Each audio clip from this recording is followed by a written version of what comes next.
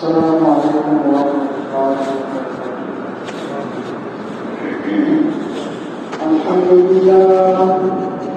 الحمد للہ وکفى وسلام علی عباده الذین اصطفى۔ اما بعد فاعوذ باللہ من الشیطان الرجیم۔ بسم اللہ الرحمن الرحیم۔ وما أرسلنا من قبلك من رسول إلا نوحي إليه أنه لا إله إلا أنا فاعبدون۔ صدق الله العظيم۔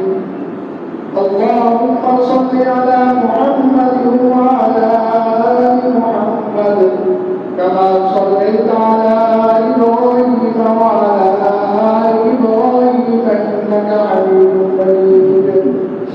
اللهم بارك على محمد وعلى آل محمد كما باركت على إبراهيم وعلى آل إبراهيم إنك حميد مجيد۔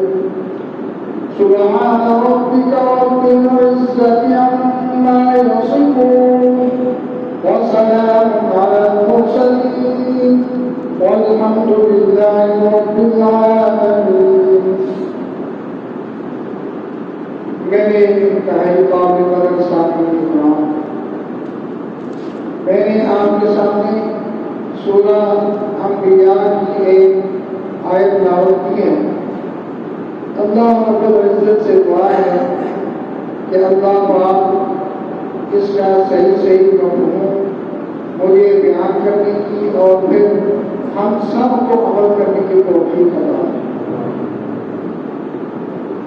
اللہ رب العالمین نے اس کائنات کو جو پیدا کیا ہے اس کا ایک مقصد تھا،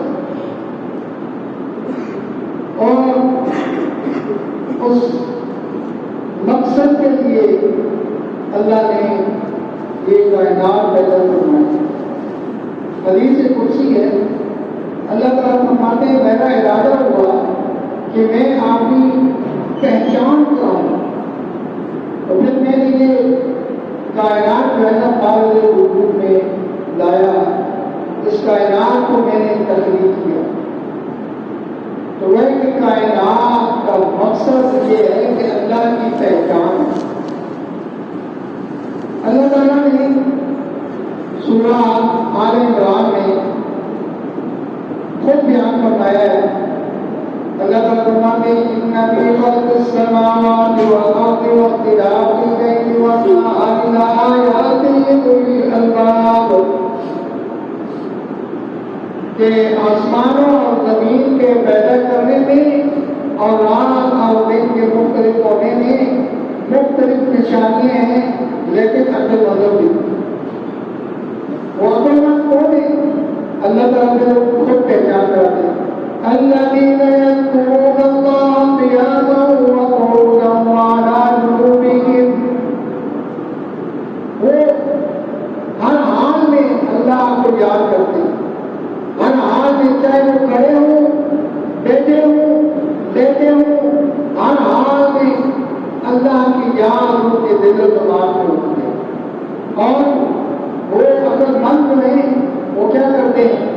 وَيَتَفَكَّرُونَ فِي خَلْقِ السَّمَاوَاتِ وَالْأَرْضِ رَبَّنَا مَا خَلَقْتَ هَذَا بَاطِلًا سُبْحَانَكَ فَقِنَا عَذَابَ النَّارِ۔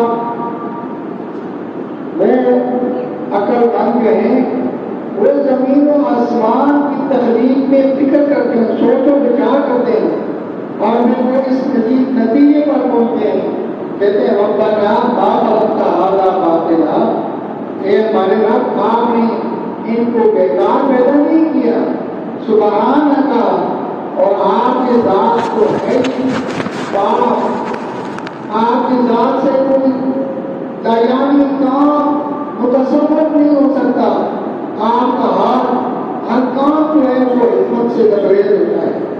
تو یہ جو کائنات آپ نے پیدا کی ہے تو یہ بھی بیکار پیدا نہیں کی، اس لیے کہ میں پہلے عرض کر چکا کہ کائنات کا مقصد ہی اللہ کی پہچان ہے۔ یہ جو آپ دنیا کے اندر یہ اللہ کی قدرت کے شاہدان دیکھ رہے ہیں تو ان سے اللہ کی قدرت کی پہچان ہوتی ہے. اور انسان اللہ تعالیٰ کی تخلیق کا ایک بہترین شاہکار ہے جس کو اللہ پاک نے فرمایا 4 قسم کھا کر فرمایا والتین والزیتون وطور سینین وهذا البلد الامین لقد خلقنا الانسان فی احسن تقویم. فرمایا انجیل کی قسم، زیتون کی قسم، طور سینین کی قسم اور امن والے شہر مکہ کی قسم لقد خلقنا الانسان فی احسن تقویم کہ ہم نے انسان کو بہترین پیرائے میں پیدا کیا، بہترین انسان کے میں پیدا کیا. اور انسان کی بھیڑ کو یہ تمام مخلوق کو سب کرے گا. انسان کو اللہ پاک نے بڑا مختلف پیدا کیا. اسی لیے سورہ انفطار میں فرمایا یا ایھا الانسان ما غرک بربک الکریم الذی خلقک فسواک فعدلک فی ای صورت ما شاء رکبک. اے انسان تجھے آنے رب کریم کی کس چیز نے دھوکے میں ڈالا؟ ما غرک بربک الکریم الذی خلقک، اس نے تجھے پیدا کیا، فسواک پھر درست فرمایا، فعدلک پھر اس نے جوڑا، فی ای صورت ما شاء رکبک، جس صورت کے اندر جو سزا تجھے جوڑ دیا. اللہ پاک نے اتنے کرم کیے انسان کے اوپر، اتنے کرم کیے، اتنے احسانات کیے. فرمایا سورہ ابراہیم میں وَإِن تَعُدُّوا نِعْمَتَ اللَّهِ لَا تُحْصُوهَا، کہ اگر تم اللہ کی نعمتوں کو شمار کرنا چاہو تو تم شمار ہی نہیں کر سکتے، تم شمار ہی نہیں کر سکتے. انسان کے جسم کے اندر ایسے ایسے جوڑ اللہ پاک نے پیدا کیے ہیں، اگر ان میں سے کوئی بھی ختم ہو جائے تو انسان جو ہے اس کی مثل نہیں لا سکتا. اگر انسان کی زبان بند ہو جائے تو کوئی اس زبان کو چلا سکتا ہے؟ اگر آنکھوں کی نظر چلی جائے تو کوئی واپس لا سکتا ہے؟ کانوں کی شنوائی چلی جائے کوئی واپس لا سکتا ہے؟ انسان کا دماغ کام کرنا چھوڑ دے، دل کام کرنا چھوڑ دے تو انسان کی زندگی جو ہے وہ ختم ہو جاتی ہے، اس کو کوئی بحال نہیں کر سکتا. ایسی ایسی نعمتیں فرمایا کہ اگر تم شمار کرنا چاہو تو شمار نہیں کر سکتے. تو پھر فرمایا کہ تجھے کس نے آپ نے رب کریم کے بارے میں دھوکے میں ڈال دیا کہ تو نے اس کو چھوڑ کر اور دوسروں کو کیا. تو میری آج کی تقریر کا موضوع یہی ہے کہ اللہ نے اس مخلوق کو، اس کائنات کو پیدا کرنے کے بعد ویسے ہی چھوڑ دیا بلکہ اس کی ہدایت کے انتظامات بھی فرمائے. کیونکہ روز اول سے جب اللہ نے انسان کو پیدا کیا اور بڑی عزت دے کر پیدا کیا، فرمایا وَلَقَدْ كَرَّمْنَا بَنِي آدَمَ وَحَمَلْنَاهُمْ فِي الْبَرِّ وَالْبَحْرِ وَرَزَقْنَاهُم مِّنَ الطَّيِّبَاتِ وَفَضَّلْنَاهُمْ عَلَىٰ كَثِيرٍ مِّمَّنْ خَلَقْنَا تَفْضِيلًا. کہ ہم نے انسان کو بڑی عزت عطا فرمائی ہے اور یہی انسان ہے جو بر و بحر کا سفر کرتا ہے، جو خشکی میں بھی سفر کرتا ہے اور تری میں بھی سفر کرتا ہے، دریاؤں، سمندروں، خشکی کے تمام سفر کرتا رہتا ہے اور تمام مخلوق پر اللہ پاک نے اس کو فضیلت عطا فرمائی ہے، فوقیت عطا فرمائی ہے.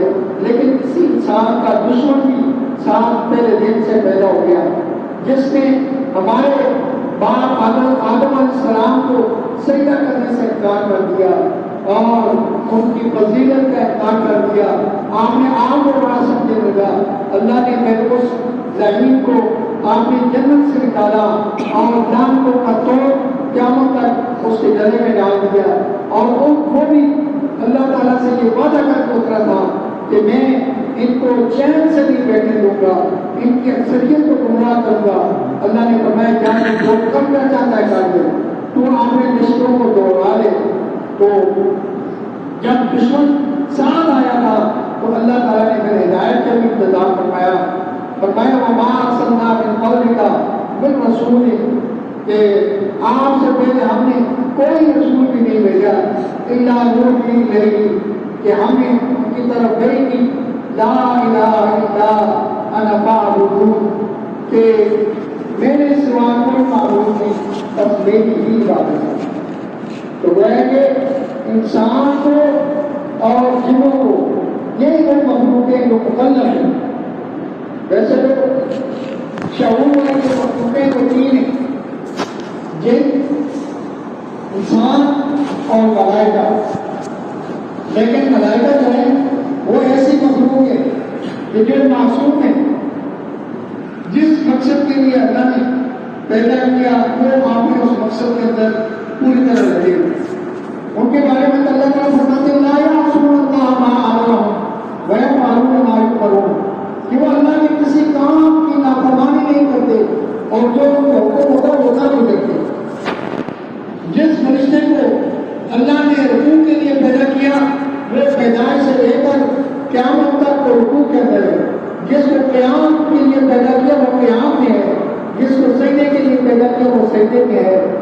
الغرض اس جس فرشتے کی جو ڈیوٹی تھی وہ اپنی ڈیوٹی اس طرح انجام دے رہا ہے، لیکن دو مخلوقیں انسان اور جن، ان کے بارے میں اللہ تعالیٰ فرماتے ہیں وما خلقت الجن والانس الا لیعبدون۔ اللہ فرماتے ہیں کہ میں نے جنوں اور انسانوں کو نہیں پیدا کیا مگر آپ کی عبادت کی۔ یہ دو مخلوقیں ہیں جن کا پیدائش کا مقصد اللہ کی عبادت ہے، اور پھر ان کو گمراہ کرنے کے لیے شیطان جو ہے نا وہ ان کو مقصد سے دور کر رہا ہے، اور اسی مقصد کی طرف متوجہ کرنے کے لیے اللہ نے 1,24,000 کم و بیش انبیاء علیہ السلام کی بعثت فرمائی۔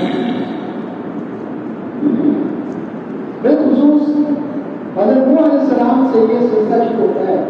نوح علیہ السلام سے پہلے جتنے انبیاء آئے وہ رہنمائی کرتے رہے، تربیت اخلاقی طور پہ کرتے رہے، لیکن ان کو اس مشکل کا سامنا نہیں تھا کہ اس وقت تک مخلوق جو ہے وہ رائے راست پر صراط مستقیم پر تھی، لیکن حضرت نوح علیہ السلام سے کچھ پہلے شیطان نے اسی مخلوق پر، انسانوں پر اپنی باتات چلانا شروع کر، اور انسانوں کو جو ہے وہ شرک کی طرف لگا دیا۔ رفتہ رفتہ اس نے اللہ کے نبی کے غلام کی 5 بیٹے تھے، ان سے لوگوں کو بے حد محبت تھی، تو یہ شیطان بھی واردات جو ہے وہ بڑے طریقے سے کرتا ہے، بڑے جنگ رنگ آتے ہیں اس کو۔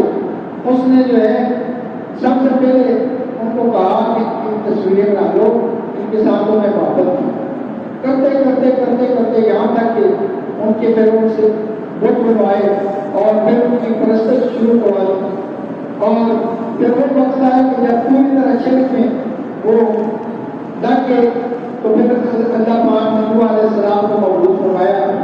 پھر نوح علیہ السلام نے آ کر ان کو سمجھانا شروع کر دیا۔ تو یہ شرک کی جو محبت انسانوں کے دلوں میں جب اتر جاتی ہے تو اس کا نکلنا پھر بڑا مشکل ہوتا ہے۔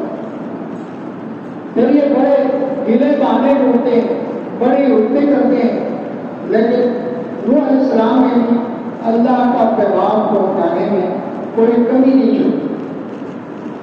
جو موقع ملتا تھا انفرادی طور پر بھی، اجتماعی طور پر بھی، رات کو بھی دن کو بھی، ہر حال میں جیسے موقع ملتا اللہ کی توحید کا پیغام آخری امت تک پہنچاتے رہے۔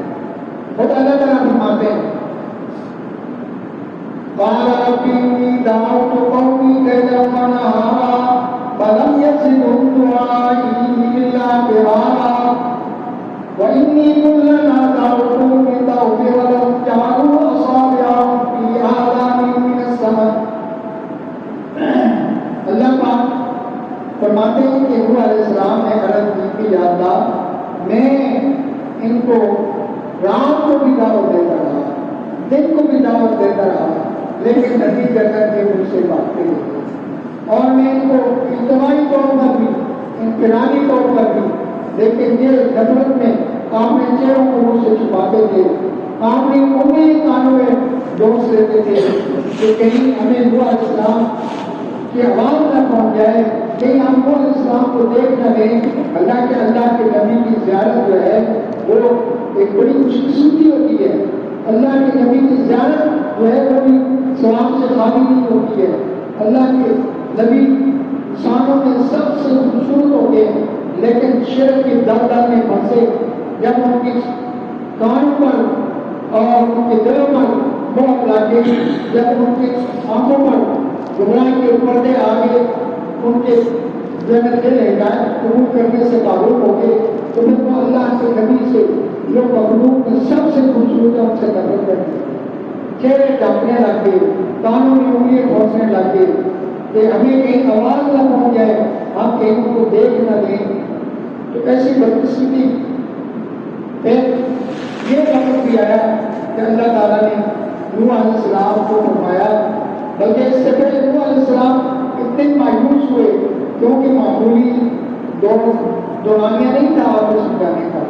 اللہ تعالیٰ فرماتے ہیں بلاغی تعلیم 50,000 سنہ، بلاغی تعلیم الفسنۃ الا 50 عاما، کہ نوح علیہ السلام ان کے اندر 1000 سال 4 سال کم رہے، یعنی 950 سال تک رات دن ہر وقت سمجھاتے رہے. لیکن جب وہ ماننے میں نہ آئے تو پھر اللہ کے نبی کہتے ہیں رب انی مغلوب فانتصر، اے میرے رب میں مغلوب ہو گیا، بس آپ میری مدد. تو اس سے یہ بھی سبق ملا کہ انبیاء علیہ السلام بھی جب مشکل میں پڑتے تو وہ کس کو پکارتے ہیں؟ اللہ کو پکارتے ہیں. تو ہمیں بھی سبق یہ ہے کہ جب ہمارے اوپر کوئی پریشانی آئے، چاہے اجتماعی آئے انفرادی آئے، تو ہمیں اللہ کو پکارنا چاہیے. ہماری مشکلات میں ہمیں کسی اور کو پکارنے کی ضرورت نہیں ہے. اللہ کو پکاریں گے تو اللہ جو ہے وہ ہماری مشکلات کو ایسے حل فرما دیں گے کہ ہم سوچ بھی نہیں سکتے. اللہ تعالیٰ کو فرماتے ہیں کہ جب مجھے کوئی پکارتا ہے تو میں اس کے لیے راستہ کھول دیتا ہوں، ایسی جگہ سے کہ اس کا وام و گمان نہیں ہوتا. اس کے لیے میں ایسے راستے کھول دیتا ہوں کہ وہ اس کی پریشانیاں ختم ہو جاتی ہیں، اس کی مشکلات حل ہو جاتی ہیں. تو نوح علیہ السلام نے بھی عرض کی رب انی مغلوب فانتصر، اے میرے رب میں مغلوب ہو چکا ہوں، میری آپ مدد کیجیے. تو پھر اللہ نے بتا دیا کہ وہ لن یؤمن من قومک الا من قد آمن، کہ آپ کی قوم سے اب کوئی ایمان نہیں لائے گا، جو ایمان لا چکے سو لا چکے. پھر نوح علیہ السلام نے عرض کیا اللہ اگر یہ ایمان نہیں لائیں گے تو پھر اس زمین کو ان سے پاک کروا دیں، پھر زمین کے اوپر ان کا کوئی گھر بھی نہ چھوڑ. لا تذر علی الارض من الکافرین دیارا انک ان تذرهم یضلوا عبادک ولا یلدوا الا فاجرا کفارا، کہ اگر آپ ان کو دنیا میں چھوڑیں گے، روئے زمین پر چھوڑیں گے تو یہ دو نقصان ہو جائیں گے. ایک تو یہ ہے کہ آپ کے ایماندار بندے جو بہت تھوڑے سے ہیں ان کو تنگ کریں گے، ان کو خراب کریں گے.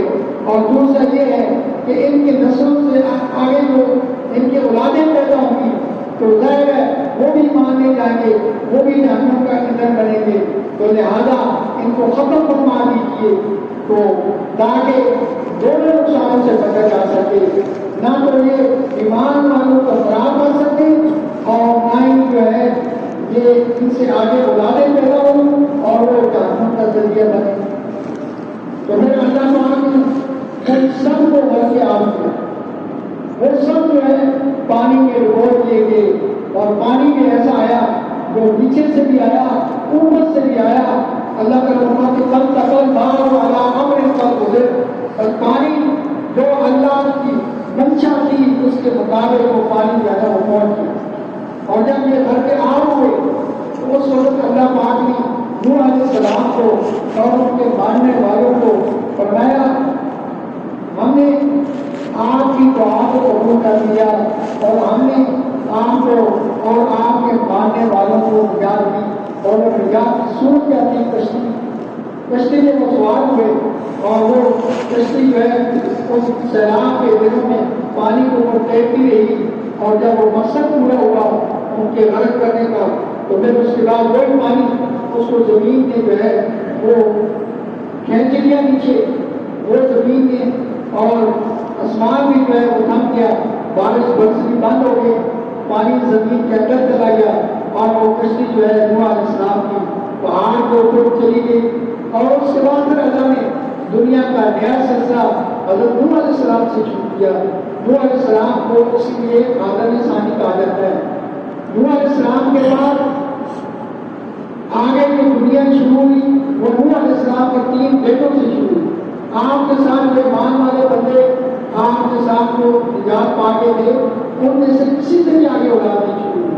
تو یوں نوح علیہ السلام آدم ثانی بنے، اور نوح علیہ السلام نے شرک کی جو ترغیب کی اور توحید کا جو پرچار کیا وہ اس کی مثال نہیں ملتی، اور جتنی تکلیفیں نوح علیہ السلام نے اٹھائیں وہ بھی کسی سے کوئی پوشیدہ نہیں ہے، واضح ہے۔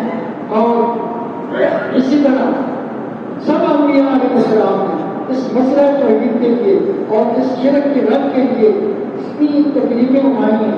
سب سے زیادہ ہمارے نبی کریم صلی اللہ علیہ وسلم نے تکلیفیں اٹھائیں، یہاں تک کہ آپ کو معلوم شیخ مکہ بھی چھوڑنا پڑا اسی مسئلے کے لیے، حالانکہ آپ صلی اللہ علیہ وسلم کو ہر قسم کی پیشکش ہوئی، آپ ہمارے ساتھ کمپرومائز کر لیں، ہم آپ کی ہر فرمائش کو پورا کرنے کے لیے تیار ہیں، صرف اتنا کریں کہ توحید کو چھوڑ دیں، بیان کرنا، شرک کا رد کرنا چھوڑ دیں۔ نبی علیہ السلام نے فرمایا کہ چاہے تم جتنی بڑی کوشش کر لو، چاہے تم آفتاب اور مہتاب کو میرے ہاتھوں میں لا کر رکھو، پھر بھی میں تمہاری اس پیشکش کو قبول کرنے کے لیے تیار نہیں ہوں۔ ساری عمر پریشانیاں گزاری، لیکن اس کے لیے کہ اللہ راضی ہو جائے، اللہ کا پیغام اللہ کے بندوں تک پہنچ جائے۔ تو نبی علیہ السلام بھی ہر وقت کوشاں رہتے تھے، اور نبی علیہ السلام کو یہ فکر تھی کہ میری امت جو ہے وہ جہنم سے بچ کر جنت کے اندر چلی جائے۔ تو اللہ تعالیٰ ہمیں بھی اس طرح کی فکر کرنے کی توفیق عطا فرمائے۔ وآخر دعوانا ان الحمد للہ رب العالمین۔